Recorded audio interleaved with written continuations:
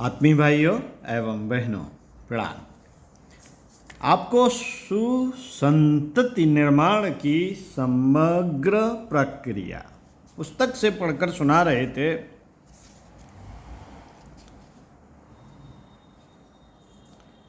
आइए पृष्ठ 10 से पढ़कर सुनाते हैं पिछले वीडियो के क्रम में।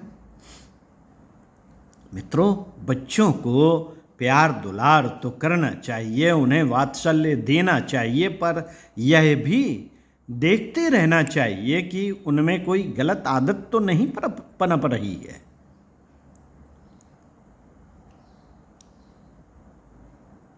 एक आंख प्यार की और एक आंख सुधार की होनी चाहिए। गलत व्यवहार या आदत को प्यार और प्रोत्साहन के द्वारा दूर करें। कभी दंड भी देना पड़े तो उसका औचित्य भी बच्चे को समझाना चाहिए। ऐसा न कर पाने की शिकायत कम और ऐसा करने की प्रशंसा अधिक करते रहना चाहिए। यह बच्चों को सुधार की ओर शीघ्र ले जाता है। प्रशंसा की सुधार शक्ति का उपयोग करना चाहिए। मित्रों, बच्चों को प्रोत्साहन और बढ़ावा तो देते रहना चाहिए, किंतु उनमें अहम भावना न बढ़ने पाए इसका भी निरीक्षण करते रहें। बच्चों को पढ़ाई लिखाई की याद दिलानी पड़ती है। वे प्रायः अपनी धुन में लगे रहने से भूल जाते हैं। लिखाई पढ़ाई का ही नहीं, समय पर खेलने का भी उन्हें संस्मरण कराना चाहिए। बच्चों के सामने पारिवारिक झगड़े और आपस के ईर्ष्या द्वेष की चर्चा वार्तालाप न करें। उनके सामने पक्षपात का व्यवहार भी करना ठीक नहीं। भाई बहन में बहन को कम और भाई को ज़्यादा, बहन को बुरा और भाई को अच्छा, यह व्यवहार भी गलत है। लड़के लड़की के पक्षपात बच्चों के सामने ही नहीं, पीछे भी करना अनुचित है। बच्चों में भाई भाई बहन भाई में प्रेम बढ़े, एक दूसरे के लिए त्याग करें, अधिक चाहें, इस प्रकार की शिक्षा व्यवहार से उन्हें मिले। इस प्रकार की शिक्षा व्यवहार से उन्हें मिले तो अच्छा हो। इस प्रसंग की कथा कहानियां भी उन्हें सुनाते रहें। बच्चे के सर्वांगीण विकास के लिए उनकी शिक्षा की समुचित व्यवस्था हो। उन्हें उपासना क्रम में लगाया जाए। उनके साथ संध्या, गायत्री, जप, आरती, पूजा में साथ रखकर उन्हें सिखाएं। नियमित उपासना उनके जीवन क्रम में रहे, उनमें ऐसी भावना होनी चाहिए। समय पर व्यायाम, खेल और मनोरंजन भी आवश्यक है। केवल पढ़ने लिखने पर ही जोर न देकर सर्वांगीण विकास के लिए यह सब भी आवश्यक है। समय पर थक जाने पर विश्राम भी उतना ही जरूरी है जितना भूख लगने पर भोजन। इन सब की शिक्षा बच्चों को मिलनी चाहिए। मित्रों, समझदार महिलाएं को इसका ध्यान रखना पड़ता है। शिक्षा के क्षेत्र में केवल कोर्स की किताबें न रटते रहें।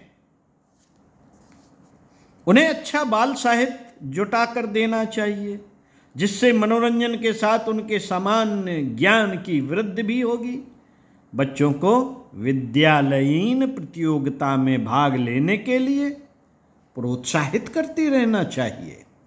बच्चों को शिष्टाचार, सहकारिता, उदारता, श्रमशीलता, समय की पाबंदी की शिक्षा व्यवहारिक रूप में ही देना चाहिए।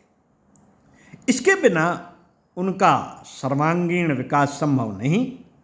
बच्चों को अपने साथ रखकर लोक व्यवहार सिखाना चाहिए।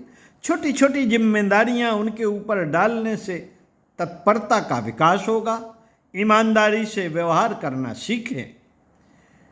उसके शिक्षण के लिए उन्हें छोटे छोटे काम, बाजार से सामान लाने, किसी को लेने देने पहुंचाने के लिए धनराशि सौंपना, आपस में बांटने और उसका उपयोग करने के लिए त्योहारों, मेलों के अवसर पर इसका परीक्षण हो सकता है। साथियों, बच्चों के बाहर खेलते, स्कूल जाते समय कुछ मित्र हो जाना स्वाभाविक है, किंतु वे मित्र कैसे हैं इसकी जानकारी रखना आवश्यक है। उनकी मित्र मंडली पर नियंत्रण होना चाहिए। एक तो घर का वातावरण ही ऐसा मनोरंजक और आकर्षक रखें जिससे वे मित्रों में रुचि न लें। फिर भी मित्र कुछ तो होंगे ही, उनके मित्र ऐसे हों जिनसे उनमें दुर्गुणों, दुराचारों का समावेश न हो। होना तो यह चाहिए कि मित्रों से उनमें सहकारिता, सहयोग, उदारता के तत्वों की वृद्धि हो। इसकी सिद्धि के लिए उन्हें सत्संग के लाभ और कुसंगत की हानियों की कथाओं, संस्मरणों की जानकारी देते रहा जाए। साथियों, किशोरावस्था के पश्चात युवावस्था में प्रवेश करने पर विवाह की आवश्यकता होती है। वे एक जीवन साथी चाहते हैं। विवाह की चर्चाएं शुरू होती हैं। विवाह की चर्चाएं भद्दे रूप में बच्चों के सामने नहीं करनी चाहिए। उनसे इस आधार पर व्यंग और छीटाकशी आदि सर्वथा त्याज्य माने। विवाह के आदर्श, आवश्यकता एवं मर्यादा संबंधी चर्चाएं इस तरह से करें कि उन्हें सुनने समझने का अवसर मिले। शादी ब्याह के संबंध में उनसे सलाह तो लेना चाहिए, पर गंभीरता पूर्वक उनकी रुचि जानना चाहिए। यदि उसमें कुछ अनुचित जान पड़े, उसमें सुधार की आवश्यकता पड़े, तो इस कुशलता से उसका समाधान करें कि उसे ठेस ना लगे, उसकी रुचि की उपेक्षा ना हो। विवाह से पूर्व कन्या हो या पुत्र, दाम्पत्य के महत्व, औचित्य और आदर्श को बोध चर्चाओं और साहित्य के माध्यम से करा देना बहुत ही आवश्यक है। विवाह उत्सव शालीन, मितव्ययतापूर्वक हो और पवित्र संस्कार के रूप में भावना जागृत की जाए। विवाह में शोर शराबे, तड़क भड़क, फिजूल खर्ची और दिखावे की रुचि को हतोत्साहित करना चाहिए। बच्चों की आयु बढ़ने के साथ साथ उनमें क्रमशः उत्तरदायित्वों को वहन करने की वृत्ति तथा योग्यता पैदा करनी चाहिए। लोग बहुधा दुलार के कारण बच्चों को उत्तरदायित्वों, परेशानियों से मुक्त रखते हैं। यह स्थिति बाद में दुखद सिद्ध होगी। उस दशा में अभिभावक शारीरिक दुर्बलता के कारण भजन पूजन अथवा समाज सेवा के लिए अपने ऊपर से जिम्मेदारियां हटाना चाहें तो भी नहीं हटा नहीं पाते। बच्चों पर भी जब अचानक उत्तरदायित्व आ पड़ते हैं तो वे कष्ट अनुभव करते और दुख पाते हैं, परंतु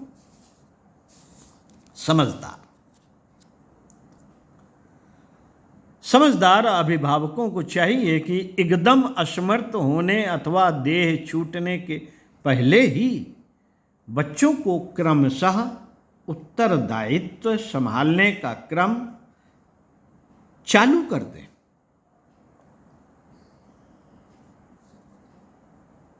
यह कार्य स्वार्थ एवं परमार्थ दोनों ही दृष्टियों से उचित है। इस प्रकार यदि संतान के संबंध में थोड़ी सी सावधानी रखी जाए, थोड़ी सी जानकारियां बढ़ाई जाएं, तो बच्चों का भविष्य, अपनी सुख शांति तथा राष्ट्र एवं समाज की सुव्यवस्था जैसे अनेक लाभ एक साथ पाए जा सकते हैं।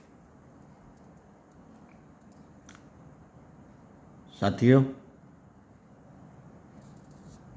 अगले वीडियो में आपको पढ़कर सुनाएंगे इसी क्रम में पृष्ठ 16 से। ओम शांति।